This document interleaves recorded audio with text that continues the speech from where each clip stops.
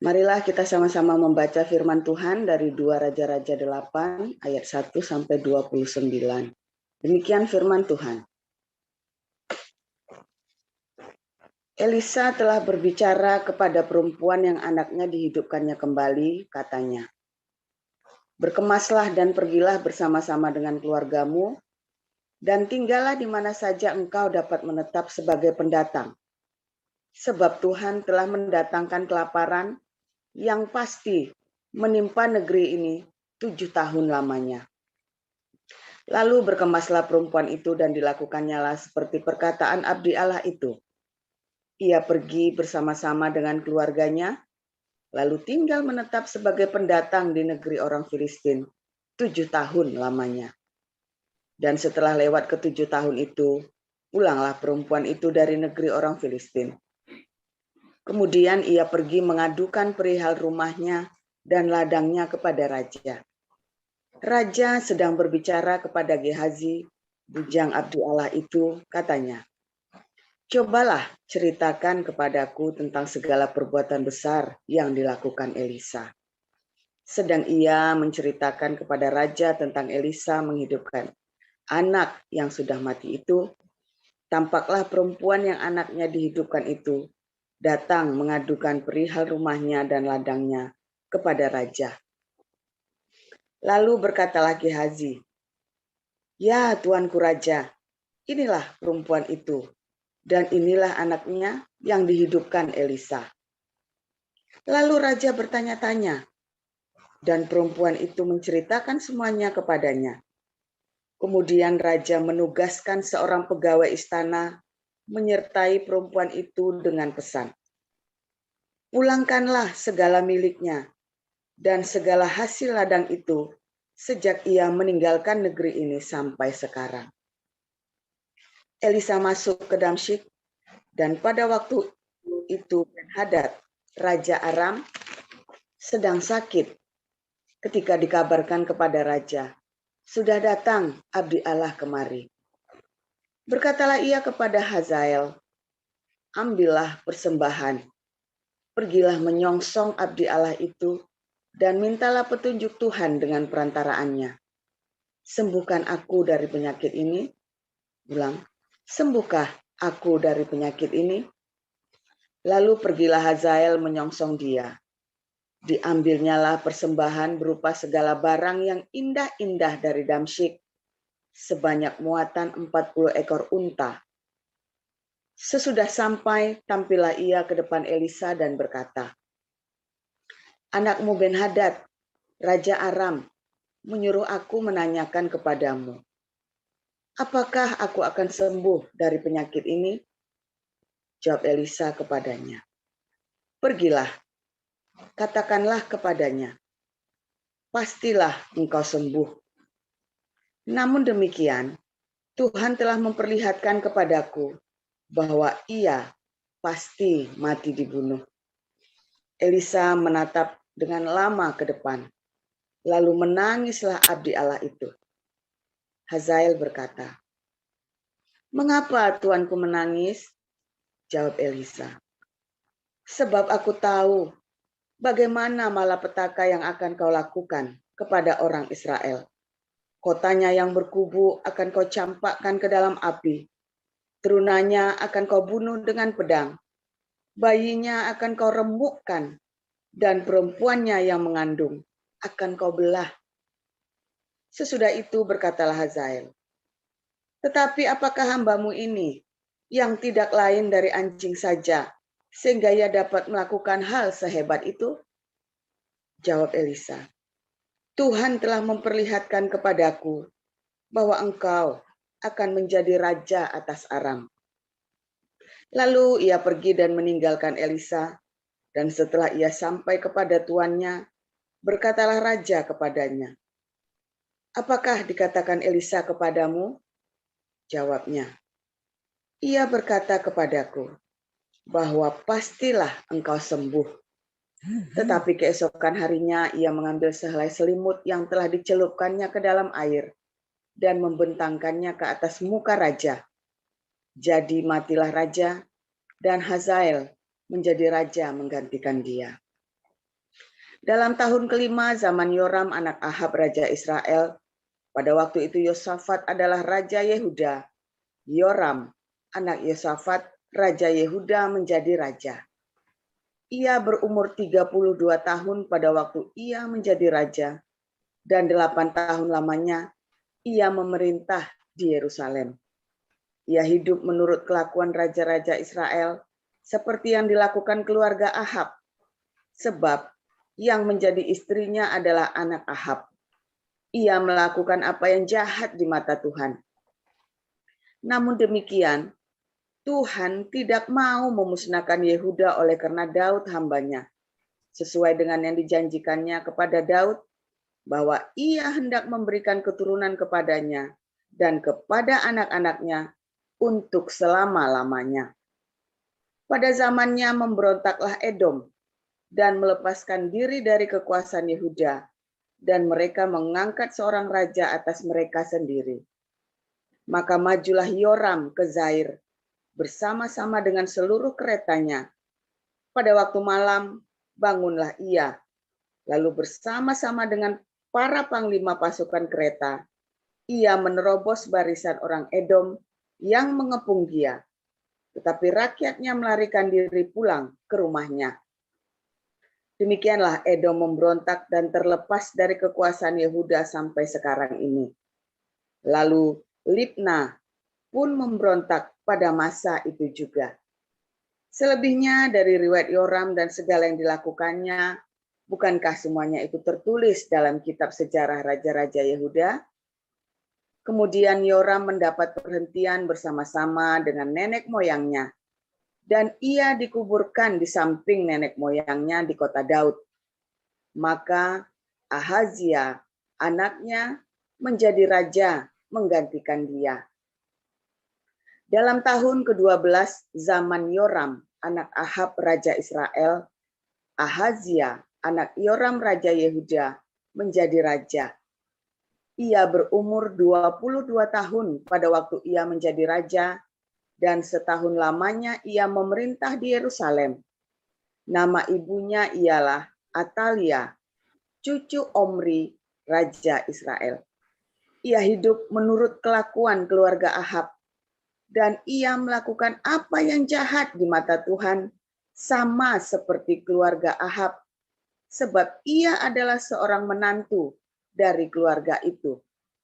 Ia pergi bersama-sama Yoram bin Ahab untuk berperang melawan Hizael, raja Aram, di Ramot Gilead, tetapi orang-orang Aram melukai Yoram. Kemudian pulanglah Raja Yoram ke Yezreel, supaya diobati luka-lukanya yang ditimbulkan orang Aram di Rama pada waktu ia berperang melawan Hazael, raja Aram. Dan Ahazia, anak Yoram, raja Yehuda, pergi menjenguk Yoram bin Ahab di Yisrael karena dia sakit. Demikian pembacaan firman.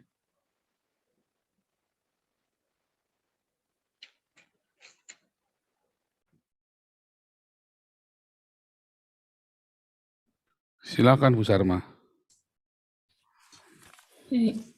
Saya akan lanjutkan pembacaan firman Roma 8 ayat 1 sampai 20. Demikianlah sekarang tidak ada penghukuman bagi mereka yang ada di dalam Kristus Yesus. Roh yang memberi hidup telah memerdekakan kamu dalam Kristus dari hukum dosa dan hukum maut. Sebab apa yang tidak mungkin dilakukan hukum Taurat karena tak berdaya oleh daging, telah dilakukan oleh Allah dengan jalan mengutus anaknya sendiri dalam daging, yang serupa dengan daging yang dikuasai dosa karena dosa, ia telah menjatuhkan hukuman atas dosa di dalam daging, supaya tuntutan hukum Taurat digenapi di dalam kita yang tidak hidup menurut daging, tetapi menurut roh. Sebab mereka yang hidup menurut daging memikirkan hal-hal yang dari daging, mereka yang hidup menurut roh memikirkan hal-hal yang dari roh. Karena keinginan daging adalah maut, tetapi keinginan roh adalah hidup dan damai sejahtera. Sebab keinginan daging adalah perseteruan terhadap Allah, karena ia tidak takluk kepada hukum Allah. Hal ini memang tidak mungkin baginya. Mereka yang hidup dalam daging tidak mungkin berkenan kepada Allah. Tetapi kamu tidak hidup dalam daging, melainkan dalam roh, jika memang roh Allah diam di dalam kamu. Tetapi jika orang tidak memiliki roh Kristus, ia bukan milik Kristus. Tetapi jika Kristus ada di dalam kamu, maka tubuh memang mati karena dosa, tetapi roh adalah kehidupan oleh karena kebenaran. Dan jika roh Dia yang telah membangkitkan Yesus dari antara orang mati diam di dalam kamu, maka Ia yang telah membangkitkan Kristus Yesus dari antara orang mati akan menghidupkan juga tubuhmu yang fana itu oleh roh-Nya yang diam di dalam kamu. Jadi saudara-saudara, kita adalah orang berhutang, tetapi bukan kepada daging, supaya hidup menurut daging.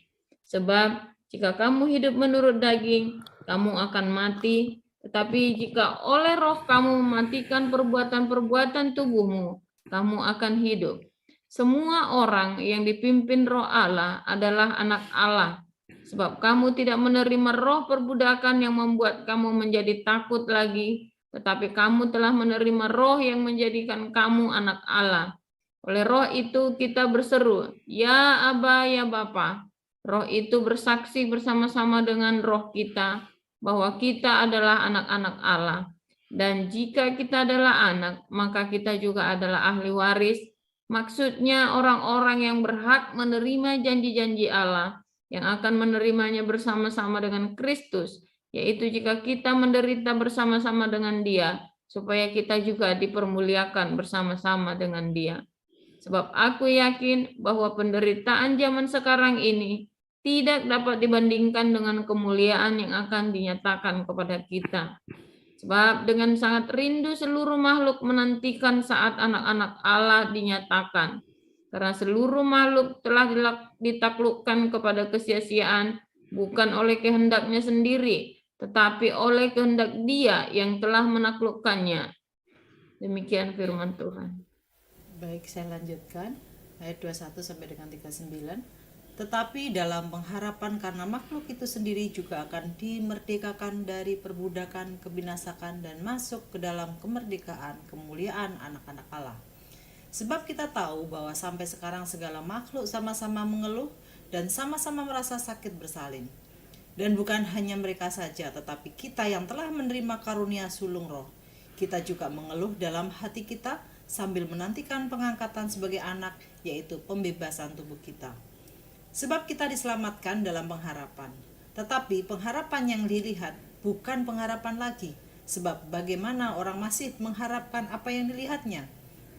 Tetapi jika kita mengharapkan apa yang tidak kita lihat, kita menantikannya dengan tekun. Demikian juga roh membantu kita dalam kelemahan kita. Sebab kita tidak tahu bagaimana sebenarnya harus berdoa. Tetapi roh sendiri berdoa untuk kita kepada Allah dengan keluhan-keluhan yang tidak terucapkan. Dan Allah menyelidiki hati nurani, mengetahui maksud roh itu, yaitu bahwa Ia sesuai dengan kehendak Allah berdoa untuk orang-orang kudus. Kita tahu sekarang bahwa Allah turut bekerja dalam segala sesuatu untuk mendatangkan kebaikan bagi mereka yang mengasihi Dia, yaitu bagi mereka yang terpanggil sesuai dengan rencana Allah. Sebab semua orang yang dipilihnya dari semula, mereka juga ditentukannya dari semula untuk menjadi serupa dengan gambaran anaknya, supaya ia, anaknya itu, menjadi yang sulung di antara banyak saudara. Dan mereka yang ditentukannya dari semula, mereka itu juga dipanggilnya. Dan mereka yang dipanggilnya, mereka itu juga dibenarkannya. Dan mereka yang dibenarkannya, mereka itu juga yang dimuliakannya. Sebab itu, apakah yang akan kita katakan tentang semuanya itu? Jika Allah di pihak kita, siapakah yang akan melawan kita? Ia yang tidak menyayangkan anaknya sendiri, tetapi yang menyerahkannya bagi kita semua, bagaimanakah mungkin Ia tidak mengaruniakan segala sesuatu kepada kita bersama-sama dengan Dia? Siapakah yang akan menggugat orang-orang pilihan Allah? Allah yang membenarkan mereka? Siapakah yang akan menghukum mereka? Kristus Yesus yang telah mati, bahkan lebih lagi yang telah bangkit, yang juga duduk di sebelah kanan Allah, yang malah menjadi pembela bagi kita. Siapakah yang akan memisahkan kita dari kasih Kristus? Penindasan atau kesesakan atau penganiayaan, atau kelaparan, atau ketelanjangan, atau bahaya, atau pedang? Seperti ada tertulis, oleh karena engkau kami ada dalam bahaya maut sepanjang hari, kami telah dianggap sebagai domba-domba sembelihan. Tetapi dalam semuanya itu kita lebih daripada orang-orang yang menang oleh Dia yang telah mengasihi kita. Sebab aku yakin bahwa baik maut maupun hidup, baik malaikat-malaikat maupun pemerintah-pemerintah, baik yang ada sekarang maupun yang akan datang, atau kuasa-kuasa yang baik yang di atas maupun yang di bawah, ataupun sesuatu makhluk lain, tidak akan dapat memisahkan kita dari kasih Allah yang ada dalam Kristus Yesus Tuhan kita. Demikian bacaan firman. Haleluya. Luar biasa.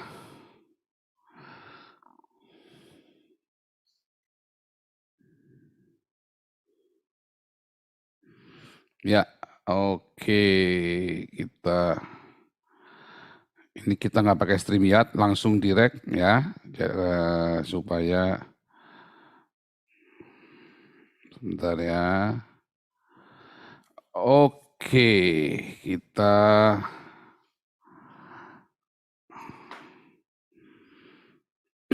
ya.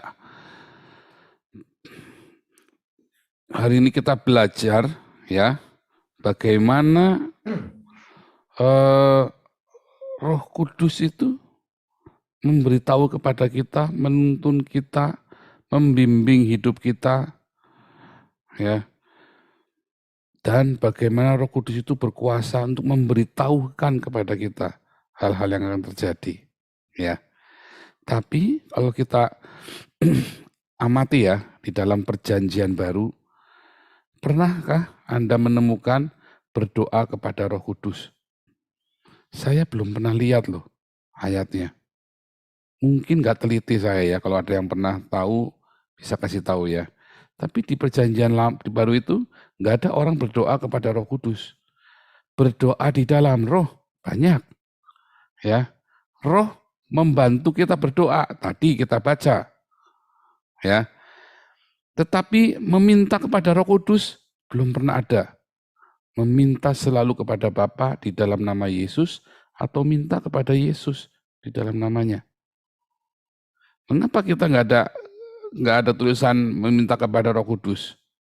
Karena Sang Bapa itulah Roh Kudus. Ya, Ia adalah Bapa segala roh. Ya, Allah adalah roh dan Yesus memanggil Allah itu adalah Bapaknya. Ya.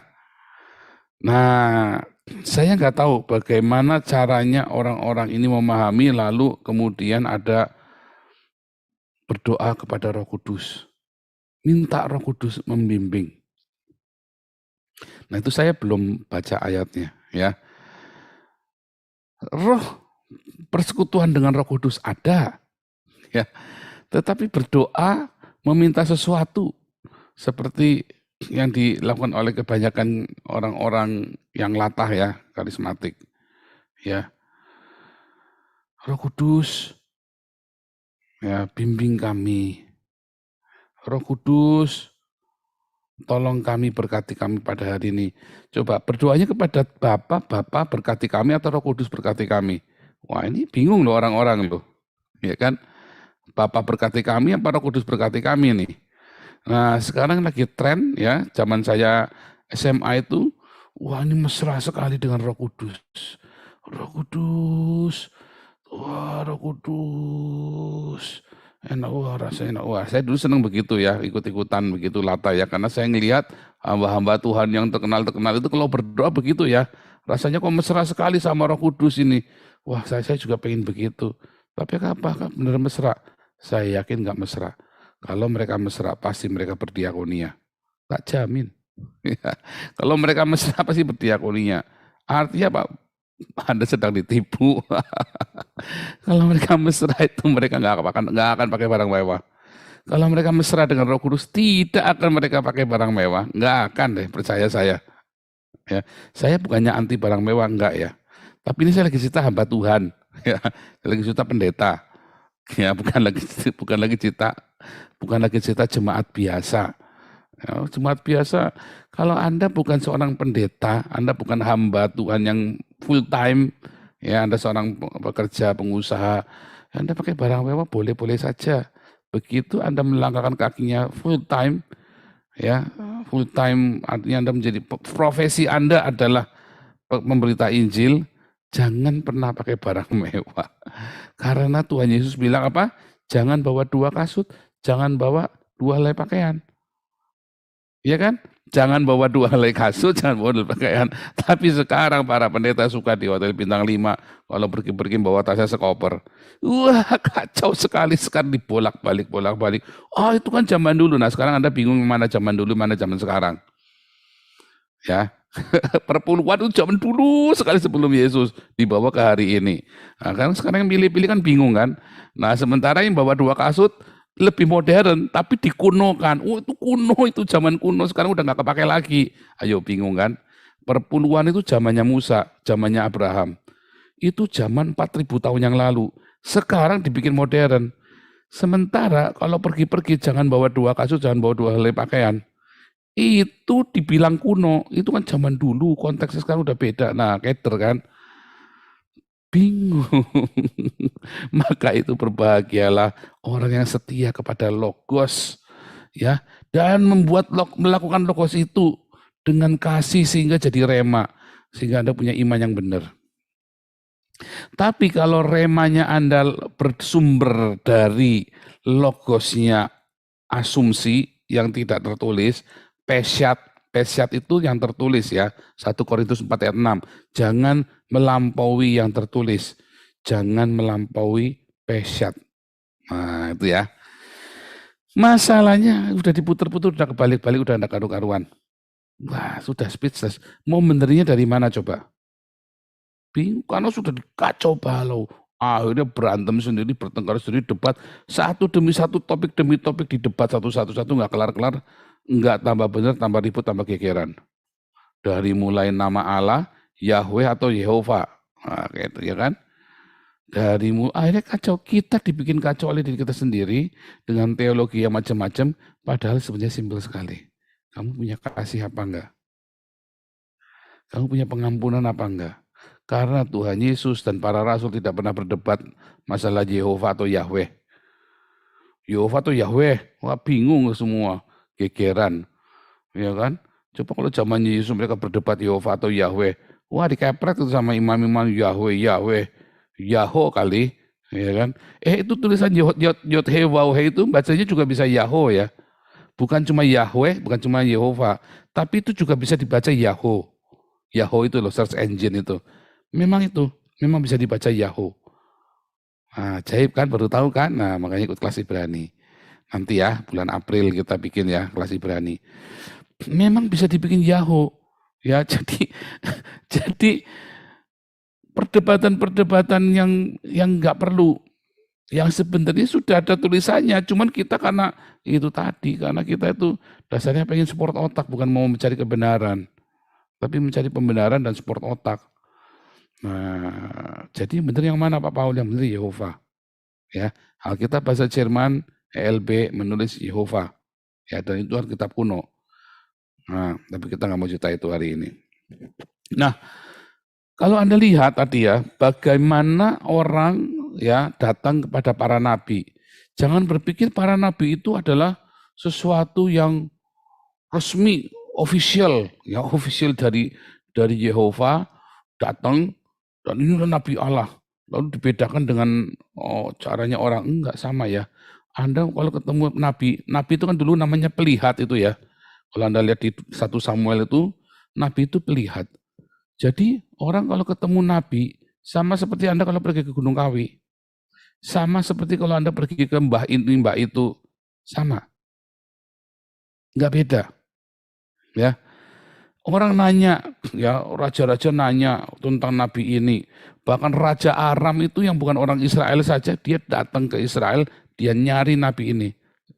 Kalau sekarang bahasanya cari dukun. Ditanya, karena itu disebut pelihat, orang yang melihat masa lalu maupun masa depan. Lalu ada nabi, ya kan? Nabi ini karena dia punya otoritas untuk menentukan ya nasibnya orang lain. Makanya disebut nabi ya, bernubuat menentukan, dan nanti ada jadi navigator, penuntun. Tapi kata dasarnya dari kata asal usulnya para nabi ini adalah ru'ah, orang yang melihat. Sama seperti kalau Anda pergi ke dukun. Tapi masalahnya kalau Anda pergi ke dukun, Anda mau percaya nggak percaya, itu bukan urusan dukunnya. Dan juga bukan urusan Anda, suka-suka Anda. Kalau Anda pergi ke paranormal, mau percaya nggak percaya, bukan urusan mereka. Tapi kalau sekali Anda pergi ke Nabi, Anda nggak nurut, Anda bisa dikutuk jadi kodok dalam tempurung loh. Serius ya. Sekali Anda pergi sama Nabi Tuhan, dan Anda nggak nurut sama dia, atau Anda nentang dia, wah itu Anda bisa dikuya-kuya itu. Bisa selesai sudah hidupmu dengan Nabi itu urusannya. Iya kan? Tadi kan kita lihat ya. Mengapa? Karena Nabi ini penuh dengan roh Allah. Nabi ini penuh dengan rema dari Tuhan. Dia tahu tentang cintanya Tuhan, agape. Makanya hanya para nabi, hanya orang-orang tertentu yang kepenuhan roh seperti Nabi ini. Nabi ini adalah orang-orang yang kepenuhan roh. Artinya orang-orang yang logosnya itu sudah jadi rema. Dia ngeh, makanya disebut nabi ya. Sama bernubuat, melihat. Karena dia melihat sesuatu. Dia ngeh, dia terbuka pikirannya dengan sesuatu yang dia kuasain itu. Makanya dia disebut nabi. Di perjanjian baru bagaimana? Di perjanjian baru orang-orang yang logosnya ya menjadi rema, yaitu para pengikut Yesus yang hidupnya bergumul dengan firman Tuhan, dan dia hidup di dalam diakonia, marturia, dan melimpah dengan pengampunan, maka dia akan kepenuhan roh. Dia hidupnya akan dipimpin oleh roh. Kalau dia terus hidupnya menikmati rema dari rema ke rema, logosnya itu dilakukan, logos dilakukan, maka jadilah rema. Rema itu yang akan menuntun hidupnya dia. Dan rema itu yang akan membuat dia bisa ngeh apa yang akan terjadi di masa depan, apa yang terjadi di masa lalu. Dia dapat mimpi dan penglihatan, dia punya firasat, dia punya banyak hal. Jadi sakti, bahasa ini dari sakti. Itu sama prosesnya ketika orang pergi ke kelenteng tanya sama suhu. Sama ya. Bedanya di kelenteng dia mendapat remanya dari camsi-camsi. Kalau di gereja remanya dari firman Tuhan. Tapi sayangnya tidak semua hamba-hamba Tuhan mendapat rema dari firman Tuhan loh. Remanya dari Benny Hinn, remanya dari Kathryn Kuhlman, remanya dari Maurice Cerullo, remanya dari Konghi, remanya dari Yonggi Cho. Yang Alkitab sendiri nggak bilang. Ya, Alkitab sendiri nggak bilang apa-apa tentang hal itu. Tetapi kemudian orang mengarang-arang. Ya, orang ngarang-ngarang cerita. Nah itu tadi berdoa kepada Roh Kudus. Ya Roh Kudus, kekasih, ini Roh Kudus ada di sini nih loh. Roh Kudus ada di sini. Di mana? Ayo Roh Kudus ada di mana? Nah, sini. Di mana? Roh Kudus itu ada di sini. Bukan di sini, bukan di sini. Roh Kudus ada di sini. Ketika logos itu jadi rema, itu Roh Kudus. Ya, Roh Kudus yang lembut, yang hati. Roh Kudus itu saya bercanda dengan Roh Kudus. Sampai ada ekstrim ya pengajaran bercanda sama Roh Kudus. Bercanda kamu. Pendetanya suka bercanda. Gimana bercanda sama Roh Kudus? Saya juga bingung. Yang bercanda Roh Kudusnya sama dia atau pendetanya sedang bercanda dengan Anda? Apalagi yang katanya apa? Sedang bercumbu dengan Roh Kudus. Waduh, so macam-macam. Bercumbu dengan Roh Kudus, tambah kacau lagi. Bercumbu dengan Roh Kudus. Bercumbu itu loh, berhubungan seks dengan Roh Kudus. Tambah bingung lagi saudara nanti. Tambah mumet pokoknya. Makanya jangan suka kasih nama-nama teologi sendiri. Yang di Alkitab ada tulis, ada yang enggak ada, jangan. Bingung nanti ya. Nanti kita semua bingung, yang diajari bingung, yang ngajari juga akhirnya malah bingung. Sama-sama bingung. Mendingan yang gampang-gampang, yang simpel-simpel. Yang di Alkitab ada dari teks ke teks, dari ayat ke ayat. Udah begitu saja. Nah, kalau ke orang-orang yang sudah mengerti kebenaran ini, dituntun. hidupnya oleh rema, oleh Roh Kudus. Apakah hidupnya selalu mulus lancar? Oh tidak. Ya, tidak. Ya itu balik lagi, kan kita nanya, dikasih tahu yang tidak baik. Jadi apa? Ya cari solusinya. Jadi kalau Anda hidup di dalam Tuhan, ya, kemudian ada masalah, terus Anda datang Roh Kudus, masalahnya tenging-tenging supaya hilang sendiri. Enggak. Anda harus meresponi masalah itu. Responnya makin bagus, makin tepat, masalahnya makin cepat selesai. Responmu salah, masalahnya panjang dan berlarut, malah masalah akan menimbulkan masalah baru. Kayak tadi ya, Raja Aram mau mati, datang sama Nabi jauh-jauh, ya kan? Ya kamu akan sembuh, tapi kamu akan dibunuh. Nah itu kan sebuah konsekuensi dari kita nanya, ya kan? Dari kita nanya kepada seseorang, nanya kepada peruntungan, ya kan? Nah, jangan nanya kepada nasib-nasib sio-sio, nggak usah nanya lagi. Ikutilah jalannya Tuhan. Kenapa? Kalau Anda nanya sio-sio primbon, nanya-nanya horoskop dan segala macam, memang itu zaman ribuan tahun. Anda nanya, tapi selalu ada konsekuensi dari pertanyaanmu itu, dari jawaban itu. Dan konsekuensinya itu bukan jalurnya kita, bukan faknya kita. Begitu Anda masuk dalam konsekuensinya, satu konsekuensi itu maka menghasilkan konsekuensi yang lain, akhirnya harus mengubah hidupnya Anda, sampai pintu rumah pun harus dirubah nanti. Sampai nanti kamarnya kotak, Anda tidurnya bisa diagonal. Itu nanti kejadiannya bisa begitu ya. Saya punya teman tidurnya bisa muter ya. Anda tahu nggak ada yang tidurnya muter? Kalau Senin Pahing, ya Senin Pahing tidurnya madamnya ke Ngulon. Nanti Selasa Kliwon, ngidupnya kudu ngatur wetan. Kudu muter gitu, gangsing muternya, mumet. Begitu nanti nggak pas, disantet nanti, kena santet dia nanti. Begitu maksudnya wetonnya apa, pusing. Tapi kalau kita hidupnya logosnya itu menjadi rema dengan luar, logos itu menjadi rema dengan melimpah dalam hidupmu. Hidupmu dipimpin tenggelam di dalam logos sehingga Jehovah Syama itu ada dalam hidupmu. Ya, maka mungkin ada hal yang nggak pas, mungkin ada hal yang kurang tepat, kurang nggak nyaman, tapi responmu benar. Nanti semua itu akan mendatangkan kebaikan bagi kita. Semua yang sial bagi orang dunia, tidak beruntung bagi orang dunia, tetapi kalau kita mengasihi Tuhan, hidup dalam agape, ya, hidup di dalam agape, akibatnya kan jadi rema kan, rema itu harus jadi iman, maka semua itu akan jadi baik. Jadi jangan pikir yang jelek itu jelek. Atau Anda melihat yang baik, jangan melihat yang baik itu selalu baik. Enggak. Siapa bilang orang gajinya gede selalu baik? Ya, saya dulu gajinya kecil, waduh saya cinta Tuhan, diakonia terus.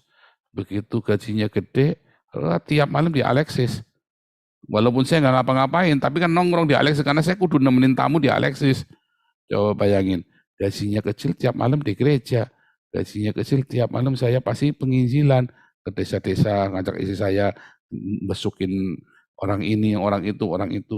Begitu gaji saya gede, tiap malam di Alexis, istri saya di rumah kalau nelpon, jangan nelpon terus.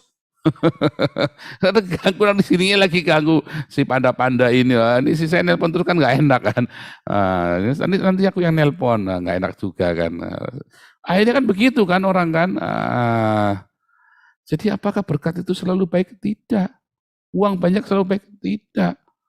Apakah kemiskinan selalu jelek? Tidak juga. Bagaimana Anda meresponinya itu yang benar. Wah kalau gitu itu cuma permainan pikiran doang. Enggak. Yang namanya kere ya jangan kere. Ya jangan kere-kere amat, jangan miskin-miskin amat. Tapi juga jangan dikejar kekayaan itu. Karena Tuhan janji kalau kita mengasihi Tuhan, kita tidak perlu khawatir. Namanya besok itu mau makan apa, Anda nggak usah mikir. Pasti ada yang kasih makan. Sekalipun Anda hari ini nggak punya uang. Ya, tetapi Anda hidupnya dalam kelimpahan pun, ya, sampai Anda bingung besok mau makan apa. Bukan karena nggak punya uang, Karena dokter bilang, ini nggak boleh, itu nggak boleh, anu nggak boleh, ini nggak boleh. Tahu nggak boleh, tempe nggak boleh, sate kambing nggak boleh. Yang enak-enak nggak boleh. Ya, yang boleh apa dokter? Kamu pilih yang nggak enak itu pasti boleh sama dokter. Yang nggak enak itu boleh, yang enak-enak nggak boleh. Pokoknya sedih. Besok mau makan apa? Padahal duitnya banyak. Besok mau makan apa? Ya keder. Jadi nggak semua yang bagi Anda kelihatannya baik itu baik, nggak semua yang kelihatannya jelek itu jelek. Tapi responmu tiap hari, respon kita itu yang akan menentukan baik apa jelek dalam hidup kita. Dan nanti ketika dirangkai semuanya itu seperti pelangi sehabis hujan, akan indah dirangkai, ya, akan indah dirangkai. Semua air bah yang jelek itu kejahatan manusia begitu rupa, efek global warming. Saat itu kenapa bisa ada air bah? Itu karena global warming pertama kan. Itu kan zaman es terakhir kan. Zamannya Nuh itu zaman es terakhir, ya. Itu kan manusia begitu jahat, dibakar sini, bakar sana, rusak hutan sini, karena mereka rakus sekali, tamak sekali. Bayangin zaman itu, Anda jangan berpikir manusia zaman itu cuma puluhan juta ya.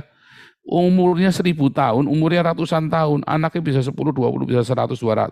Anak satu orang bisa nganak 100. Ya. Bayangin, artinya itu dia itu begitu rupa terjadi global warming yang pertama. Dan manusia jadi jahat, jadi serakah, jadi tidak karu-karuan. Tetapi itu mendatangkan kebaikan bagi bumi. Ada orang yang jahat ya tetap jahat.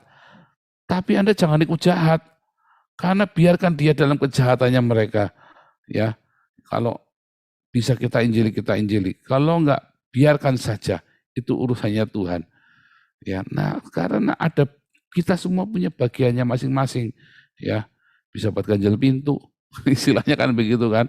Bahkan sandal pun kalau sudah hilang sepasang, Anda baru beli sandal ya.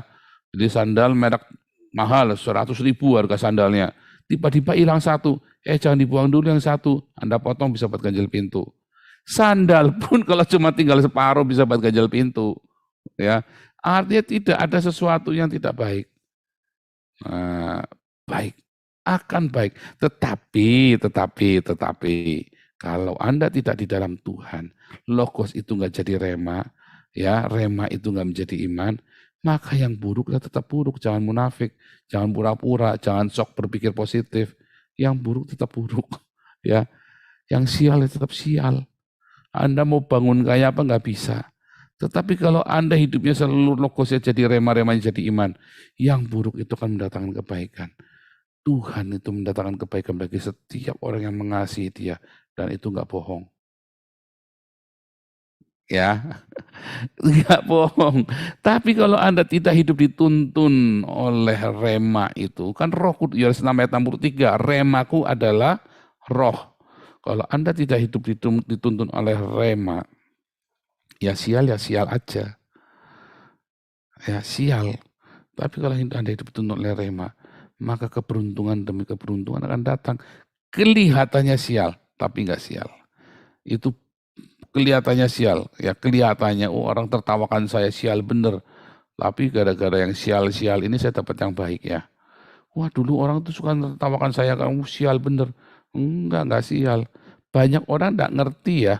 Kadang-kadang saya kalau misalnya lagi diam kelihatan sial, itu enggak lagi sial. Saya lagi ngumpulin energi untuk berkat. Saya lagi ngumpulin sikap hati, ya, kirbat yang baru untuk anggur yang baru. Orang enggak ngerti. Kasihlah Tuhan Allahmu dengan segenap hatimu, dengan segenap jiwa ragamu. Karena Ia akan turut bekerja dalam segala sesuatu untuk mendatangkan kebaikan bagi kita semua yang mengasihi Dia. Tuhan Yesus memberkati. Haleluya. Ya, ngomong sama istrimu, sama suamimu, sama anakmu. Yang sial itu enggak sial. Ya. Yang sial itu tidak selalu sial. Itu ya. Kalau Anda hari lagi ditimpa kesialan, datang sama Tuhan. Roh Kudus, biar Roh Kudus itu ya, rema itu ya, biar Roh Kudus atau rema itu menuntun hidupmu, ya, sehingga kamu melihat, ya, kamu melihat ada yang baik di tengah yang kelihatannya sial. Ya, oh itu bukan berpikir positif, bukan. Saya nggak ngajari Anda untuk pura-pura ya. Itu beneran, karena yang sial-sial itu nanti akan tiba-tiba gara-gara sial ini Anda dibelokkan ke arah tertentu. Kesialan ini dibelokkan lagi terus sampai Anda ternyata baik. Ya. Oke, Tuhan Yesus berkati.